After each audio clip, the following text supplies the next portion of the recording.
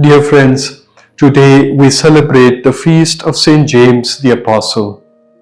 The Church places a gospel account before us that does not paint a picture-perfect portrait of St. James. Instead, it invites us into a messy, deeply human moment and situation.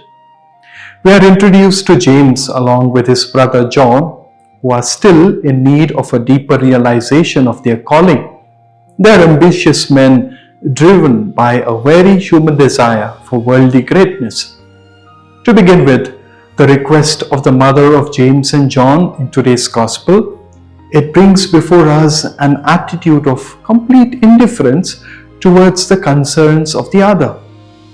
In the verses just before our reading, Jesus had shared with his closest friends for the third time the terrifying reality of what was supposed to await him.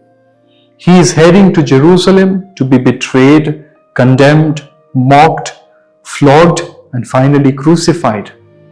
Yet, before the gravity of his words could even settle, James, John, and their mother stepped forward, bypassing all that Jesus had just shared.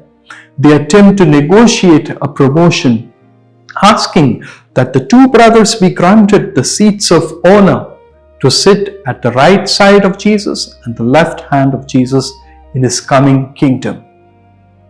It is easy for us to judge James and his family for their lack of empathy. But if we are honest, their desire for security, status, and recognition is deeply human.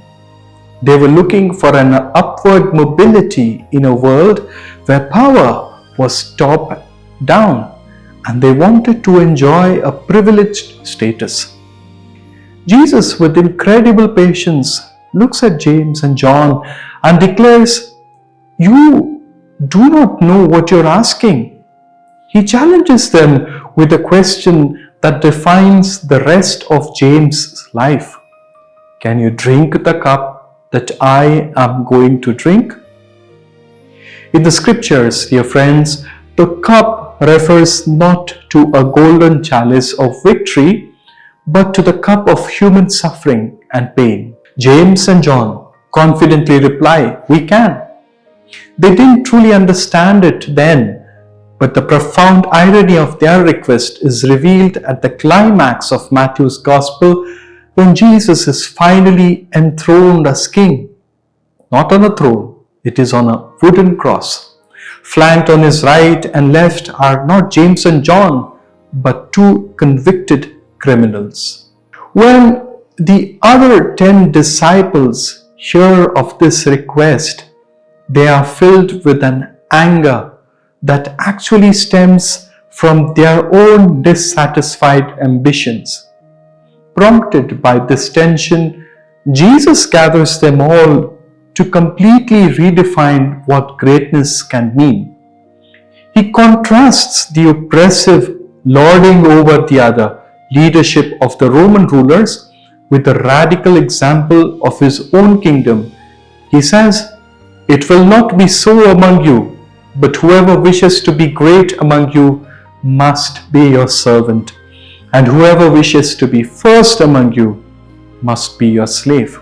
By using the Greek words diakonos, which is servant, that is one who waits on tables, and doulos, that is slave, which means one with no legal status or personal agenda, Jesus reveals a kingdom of downward mobility. Here, success is not measured by how many people serve you, but by your capacity to love and bear the burdens of others without needing any sign of recognition or public honor. What makes the feast of St. James special today is that James himself actually listened to these words of Jesus. He took it to his heart. James, as we know, became the very first of the 12 apostles to be martyred, put to death by the sword under Herod Agrippa. He ultimately drank the cup. He stepped off the ladder of self-promotion and followed Jesus all the way to a life of service. The journey of St. James, dear brothers and sisters, challenges our culture of self-promotion and self-honor and glory. Irrespective of our social status, it urges us to seek greatness through quiet acts of love, patience, and sacrifice.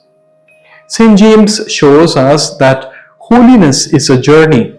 We may start with selfish ambitions, but through our proximity with Jesus, we can find the grace to lose our lives for others, and in doing so, truly find them. St. James the Apostle, pray for us.